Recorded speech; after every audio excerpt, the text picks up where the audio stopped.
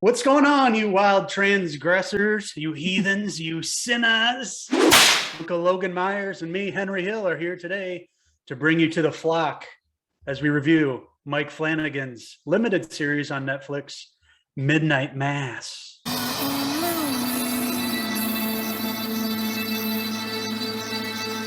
Please open up your Bible and let's get to page 1998 for Leviticus. And tonight we're going to be reading a passage out loud for 31 Days of Horror.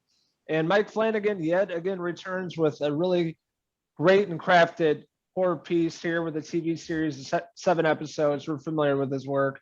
Hush, Oculus, Dr. Sleep, and of course, Haunting of Hill House and Bly Manor.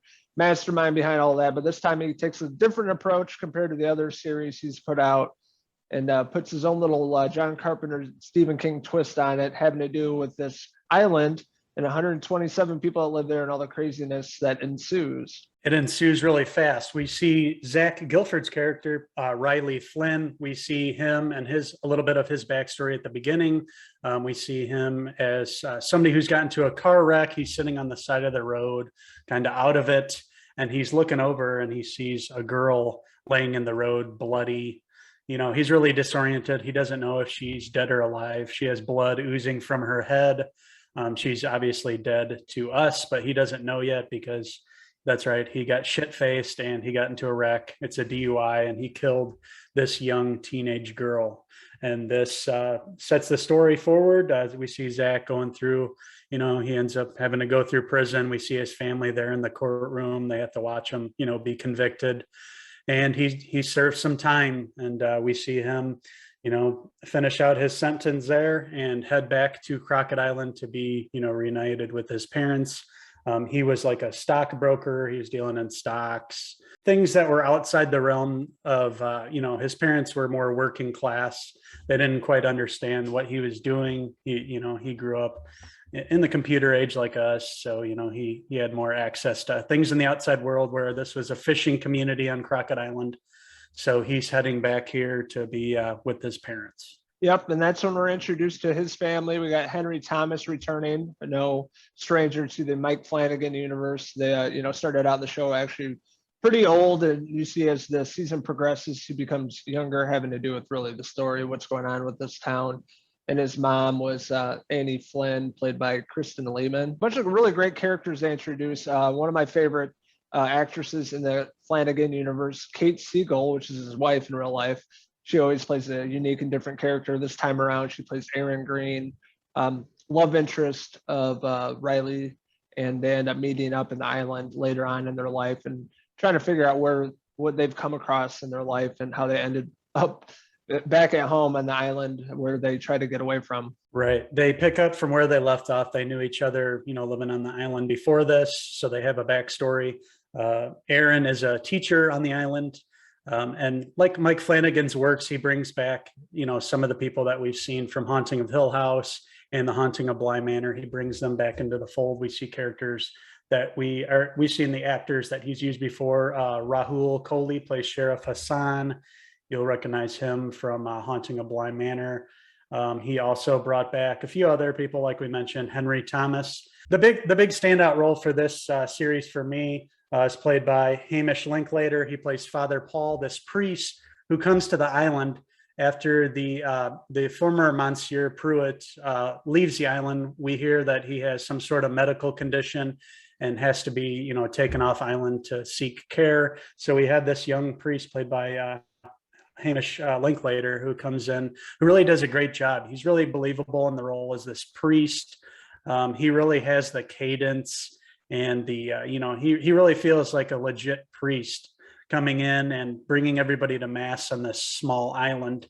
And everybody on the island really has, they've been a tight-knit community, being only 100 plus people on the island. So everybody comes out to mass every week. And Father Paul really, with his message, he brings everybody out and gets everybody more devout and tries to bring the word and strengthen it on the island. And by the end of the episode, we see some pretty miraculous things happening on the island. At the end of the first episode, we see all these dead cats. So miraculous things start happening on this island with the introduction of Father Paul. Flanagan always uses like a lot of darker, gloomy colors and blues and grays, and that's pretty much the case here. It's for the most part kind of darker at times, especially at this church. And and dealing with Father Paul, he's really great actor, really great performance in this series. I'm not familiar with his work, but he really sold the role of this priest and really getting the people to following, the religion and church and God and all that stuff. So there's a lot of religious tones here having to do with faith and life and death and things like that, but he did a really great job. Then we really find out the backstory of him and having to do with this creature that is really freaky and kind of messing my head throughout this series too. I didn't know what to expect with that, but they really, in terms of like practical effects, it was really well done, spoiling too much. Flanagan did a good job, making this a slow burn series. We got a little glimpse of the creature in the first couple episodes, but you don't fully see him until 3 or 4 in. So he keeps that mystery and the intrigue building and burning throughout the series. He does a really good job with that. Another thing that you should pay attention to with the island itself, like we mentioned, there's all these miracles happening. Flanagan does a great job with the camera work in this, showing this island and this tight-knit community. And also the dialogue between the actors is really solid. You can tell he really spent a lot of time crafting the script here. A lot of the dialogue is very deep and meaningful, and having the biblical themes throughout and mixing that in with people's faith and dealing with, Alcoholic Anonymous and things like that, bringing in Riley's past, trying to get him through his traumas. Everybody's characters really have fleshed out stories, it feels like, too. Even the minor characters are given screen time, and everybody, it really feels like you get to know everybody on the island here, and everybody has their own secrets and their things that they're dealing with. Like I mentioned, Sheriff Hassan and his son have a nice little story where his son is really interested in going to church here. With this girl that's been paralyzed, they're friends, and he's really interested in just going and finding out what this church is all about. He's heard all these great things from his friends, and all the town's really talking about how Father Paul is really making a difference. So he wants to go see it for himself, but he's been a Muslim and his father is a Muslim, so that brings up some interesting dilemma there, and them working through their religion too throughout this whole theme of Christianity here and at the midnight mass is very well done. You can tell Mike Flanagan probably has a past ties to the Catholic Church, and throughout the series he deals with it in a very interesting way, and just the way everything comes together. We don't want to spoil anything here, and it's hard to talk about without spoiling anything, but we'll leave it at that. He deals with the whole theme of Catholicism and angels and demons in a very interesting way, and he also borrows a lot from Stephen King and John Carpenter. There's a lot of interesting nods to those great horror masters throughout this series. Yeah, we're talking about Prince of Darkness, which is Carpenter, really great flick with Donald Pleasance. Silver Bullet, Salem's Lot, has a lot of similarities to it, but they're his own unique kind of twist on it. So you definitely paid homage to those. A lot of classic 80s flicks that we grew up on. So we definitely appreciated that. Cinematography was really great. Writing was great. Directing, cast was phenomenal across the board. The only complaint I had about it was a little talky at times, a lot of exposition. But that's just a minor complaint. Everything else and how this story really wraps up and having to do with faith and religion and life and death. I thought the way that it ended was really well done. Flanagan crafted a great story here in these 7 episodes. It seems to be his zone here, where he gets more room to work over 7 to 10 episodes. He can craft a long story, whereas we've seen his couple of films, he didn't get to flesh those out as much. With the story, like you mentioned, there is a lot of dialogue, which is heavy-handed at times. You can tell that he, crafted the dialogue between the two. It doesn't really feel natural. Like me and you aren't going to go into deep, long discussions like the characters in the show are, but it's a way of just, it's a way of, saying everything he wanted to say through these characters.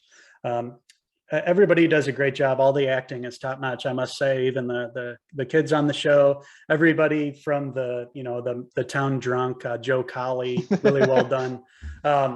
And another way that the suspense builds in the show is the score. The score is really phenomenal. The music is very well chosen. It really mixes in well with what's going on the screen. It's there to build suspense, to highlight what's going on between Riley and Aaron. And Riley and Aaron's story really is the main anchor of the show. In the final episode, they get their closure between the two characters. Some things definitely happened between those two characters, so that's big. And I too was pleasantly surprised by the ending. I didn't know where it was going to end up, and by the end I was like, wow, I wouldn't have expected that, but I was very happy with the whole series. Yeah, this is definitely one of the better entries by Mike Flanagan. He's put out a lot of great solid work, a few that aren't so great, but this is definitely one of the better entries in the, I guess, universe, Mike Flanagan universe. He's definitely one of the up and coming really great horror directors out there with Juan. He always writes unique stories, and his movies are always pretty much different. I like the cast and everything about this series. Definitely one of the best series of the year as well, and a series that you definitely have to check out during the Halloween season if you haven't seen it. That being said, I'm going to give Mike Flanagan's Midnight Mass a 4 out of 5 Mike Flanagan hair pieces. Midnight Mass was probably my favorite Flanagan work to date. Just ahead of, if not equal to, Haunting of Hill House for me. The Haunting of Bly Manor didn't work that well for me. I was a little disappointed in that one. I feel like this one got him back on track, and I hope he does more of these long form limited series, because he really hit a home run with this one, in my opinion. Netflix seems to be the home of Mike Flanagan. Hopefully they give him some film projects as well. I'd like to see what films he does from here. He did Dr. Sleep last. I'd like to see more films, but these series are where it's at for him. He does a great job with these. I had a great time with Midnight Mass. All the biblical themes, were very relevant to me. I grew up going to church, and a lot of the hymns that were sang, and some of the overall message and communion and all that, very relevant for me. So with that being said, I am going to give Mike Flanagan's Midnight Mass a 4.5 out of 5 Monsieur Pruitt hair pieces. So if you haven't already, check us out right here on our YouTube channel. Click subscribe below. We'll be putting out videos throughout the entire month of October for 31 Days of Horror. Also, check us out on our social media outlets, Facebook, Twitter, Instagram, and our website, Cinephellas.com, for all the spookiest news and reviews in the business. So until the next 31 Days of Horror video review, I'm Uncle Henry Hill. And I'm Uncle Leviticus. Until next time. Cheers!